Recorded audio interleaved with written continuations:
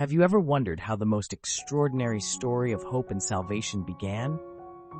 It all started in the quiet town of Nazareth, with a young woman named Mary, and a message from an angel that would change the course of history forever.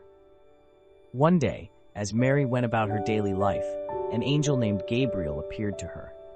His words were both comforting and awe-inspiring. "Do not be afraid, Mary. You have found favor with God. You will conceive and give birth to a son, and you are to call him Jesus. He will be great and will be called the Son of the Most High." Though surprised, Mary humbly replied, "I am the Lord's servant. May your word to me be fulfilled." And so, God's plan for the world began. Mary was engaged to Joseph, a carpenter.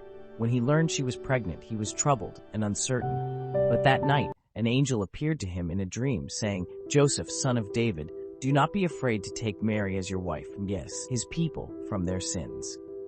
Trusting God's message, Joseph took Mary as his wife. Not long after, a decree from Caesar Augustus required everyone to return to their ancestral towns for a census.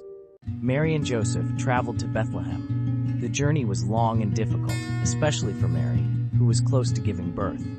When they arrived, the town was crowded, and they could find no room in the inn. Finally, they took shelter in a humble stable. In the stillness of the night, among the animals, Mary gave birth to her son, Jesus. She wrapped him in swaddling cloths and laid him in a manger. This simple scene marked the arrival of the Savior, the light of the world, born in the humblest of places.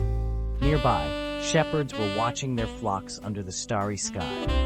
Suddenly, an angel appeared, and the glory of the Lord shone around them. The angel said, "Do not be afraid.